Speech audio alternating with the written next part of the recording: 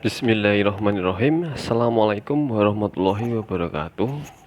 Alhamdulillahirabbil alamin wassalatu wassalamu ala asrofil anbiya'i wal mursalin wa ala alihi washabihi ajmain amma ba'd. Selamat dan semangat pagi untuk teman-teman mahasiswa sekalian. Pertama-tama marilah kita panjatkan puji syukur kepada Tuhan Yang Maha Esa karena kita masih diberikan kesempatan untuk belajar, utamanya nikmat sehat, nikmat iman serta Islam. Teman-teman mahasiswa yang saya cintai dan kami banggakan, ini pertemuan kita yang pertama tentang sasaran keselamatan pasien, di mana di rumah sakit itu ada 6 sasaran keselamatan pasien. Langsung saja nih teman-teman semuanya.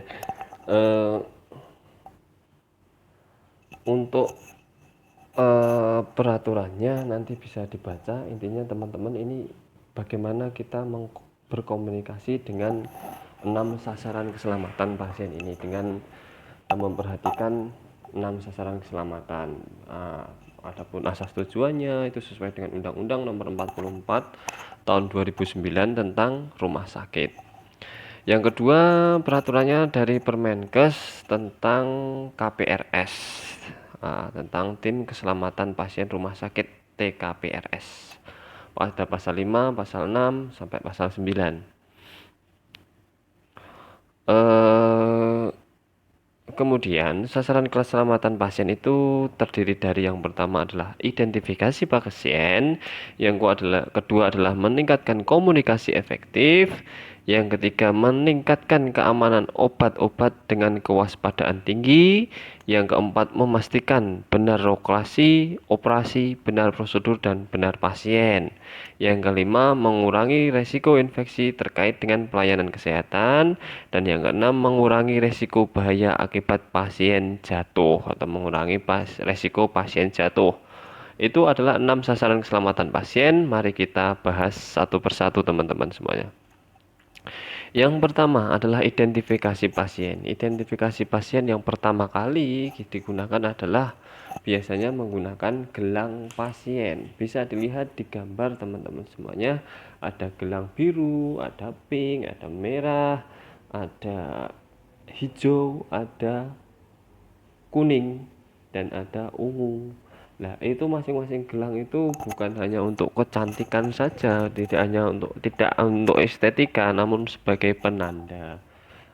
Di gambar sampingnya ada ketika sudah terpasang pasien itu ada identitas pasien. Yang pertama gelang biru, pink untuk merah, pink itu untuk perempuan, merah untuk pasien yang tinggi, risiko infeksinya sangat tinggi, memiliki riwayat alergi obat, mohon maaf bukan risiko infeksi tapi memiliki riwayat alergi obat untuk gelang merah itu. Jadi kalau ada pasien yang ketika di anamnesa, di IGD mungkin di anamnesa diidentifikasi mendapatkan bahwa pasien tersebut pernah riwayat alergi obat tertentu, langsung dipasangi gelang berwarna merah tentunya selain gelang jenis kelamin. Jadi gelangnya dua.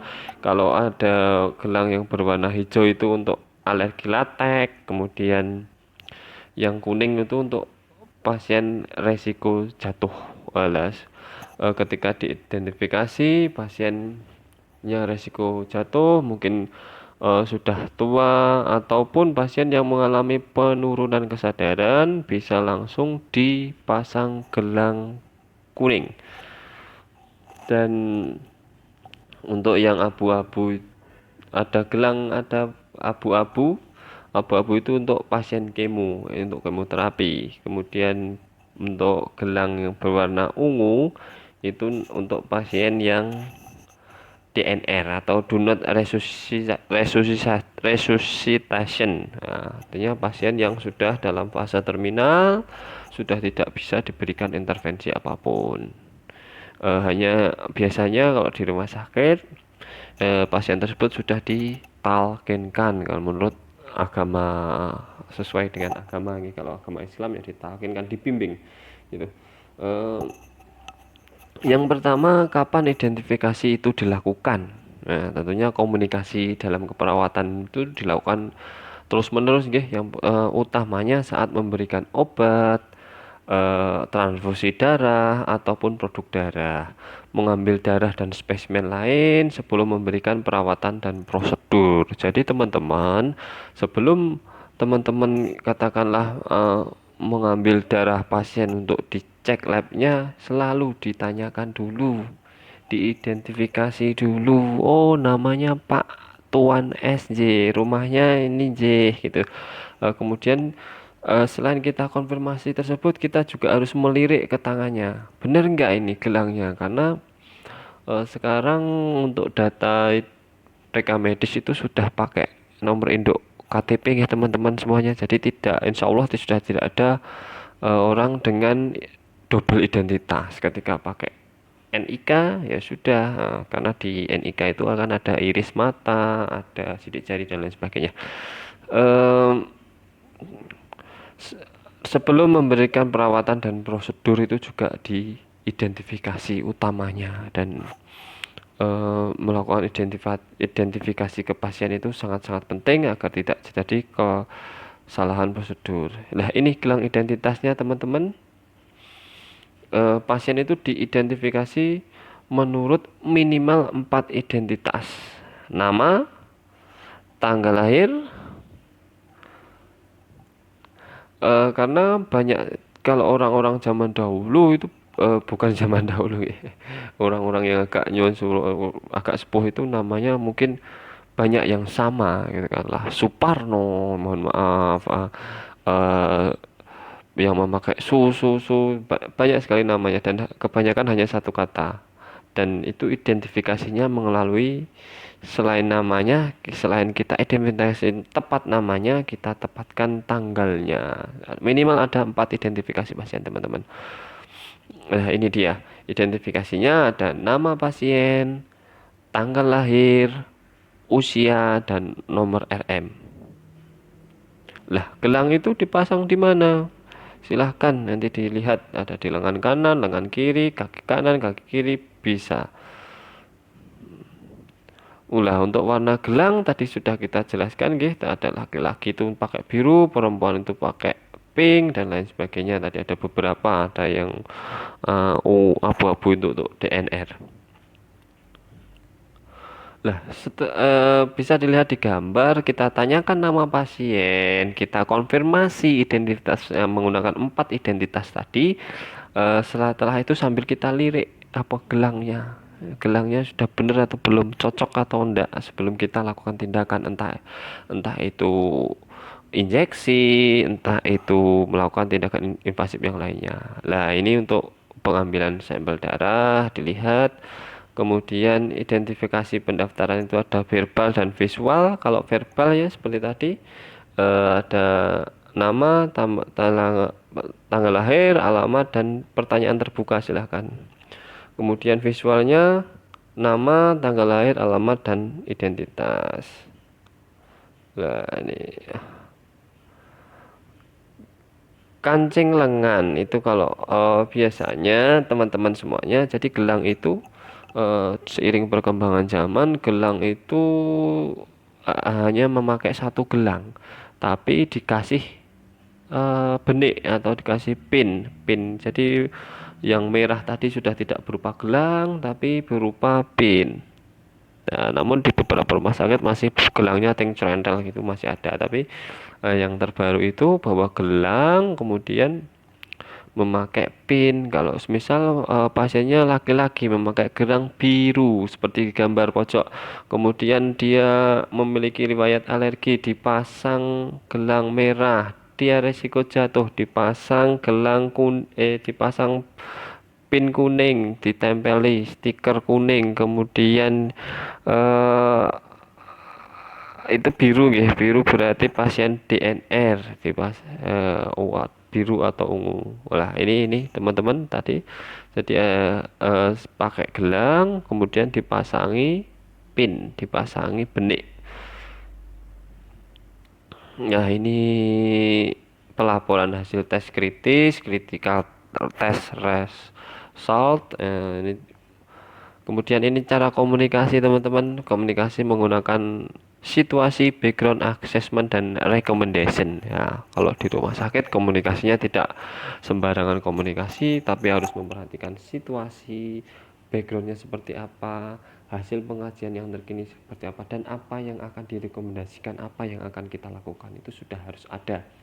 Nanti komunikasi menggunakan expert ini akan kita bahas tersendiri di pertemuan yang akan datang, insya Allah.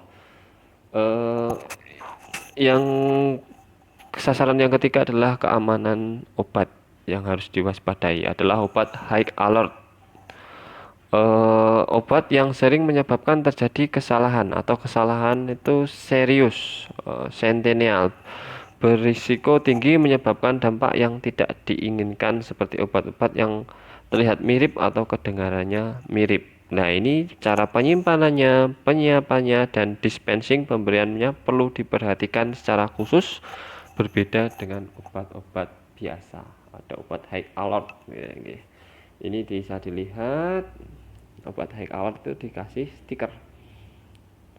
Kemudian contoh obat high alert, ini kami rasa teman-teman baru semester 3 ya. Tapi untuk pengetahuan saja nanti bisa dibaca. Di situ nomor 4 itu jadi narkotika. Jadi narkotika itu kadang juga kita pakai di layanan kesehatan. Kita pakai biasanya. Banyak jenisnya, jangan sampai disalahgunakan gitu okay.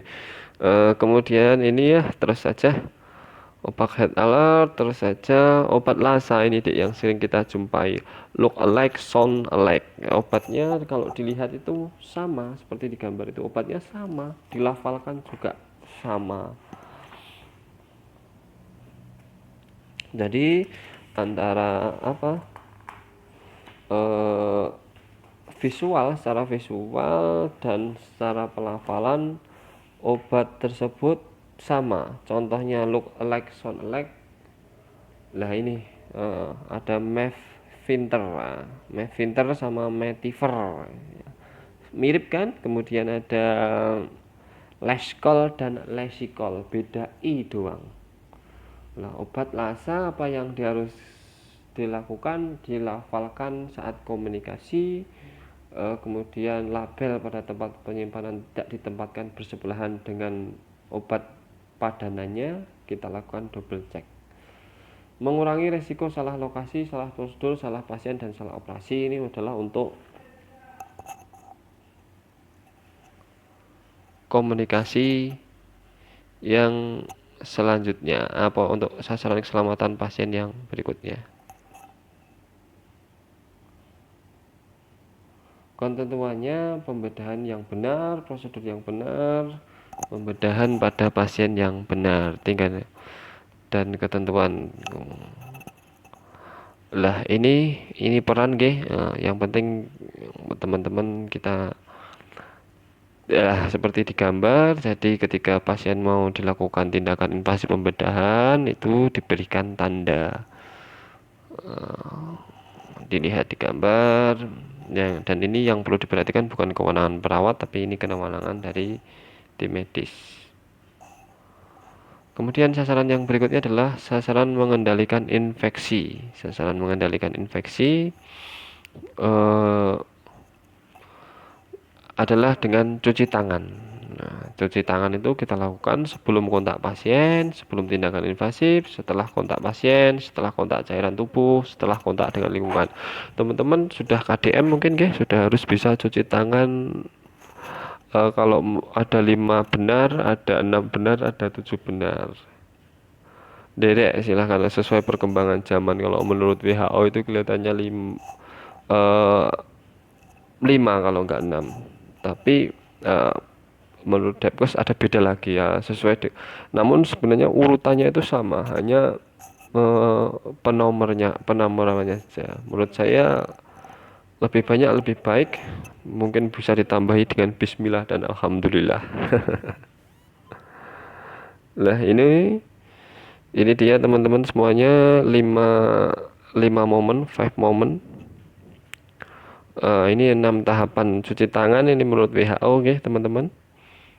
Cuci tangan tidak kita bahas, yang bahas adalah di sini adalah komunikasinya. Yang keenam adalah sasaran mengurangi resiko pasien jatuh. Semua pasien rawat inap di resiko jatuhnya, kemudian dilakukan penilaian ulang, diindikasi terjadi perubahan kondisi pasien atau pengobatan. Jadi identifikasi pasien risiko jatuh itu mulai dari sejak masuk awal sampai dengan perjalanan prognosis penyakitnya itu diidentifikasi terus. Karena kejadian pasien jatuh itu cukup banyak nih, mengurangi risiko cedera akibat jatuh. Jadi komunikasinya yang bisa kita ambil yang kalau secara visual dengan menggunakan gelang tadi, ditempeli gelang, ditempeli bendik warnanya pin warnanya kuning, kemudian jangan sampai lupa kita selalu memasang penghalang di bednya. Yang perlu diperhatikan yang pertama adalah usia, riwayat, kondisi, bantuan, gaya berjalan, dan lain sebagainya. Kapan dilakukan asesmen? Pada saat pasien masuk, pada saat terjadi perubahan karena kondisi terapi, pada pasien yang pindah ruangan lain, atau setelah kejadian jatuh. Nah ini belum ada hanya untuk pengetahuan saja, nanti mungkin akan diajari di mata kuliah yang lainnya. Itu saja teman-teman semuanya. uh, Sebenarnya saya pengen sekali ini kita melakukan role play, mungkin bagaimana role play cara mengidentifikasi pasien jatuh, kemudian bagaimana role play mungkin kita kalau ada nanti kapan-kapan akan saya buatkan slide teman-teman, kita buatkan slide tentang SOP pindah pasien. Yang kita lihat bukan pindah pasiennya, tapi apa sih yang dikomunikasikan ketika pasien itu pindah, mungkin pindah dari IGD menuju ke ruangan, apa yang perlu teman-teman lihat, apa yang perlu teman-teman operkan, apa yang perlu teman-teman terima. Mungkin pasien yang pindah dari bangsal mau menuju ke ruang intensive care, atau sebaliknya dari ICU ke bangsal, atau pasien dari bangsal mau dilakukan pembedahan. Ya, itu saja mungkin yang dapat kami sampaikan teman-teman semuanya. Mohon maaf apabila banyak kekurangan dari video pembelajaran yang kami buat. Bila taufik walidayah.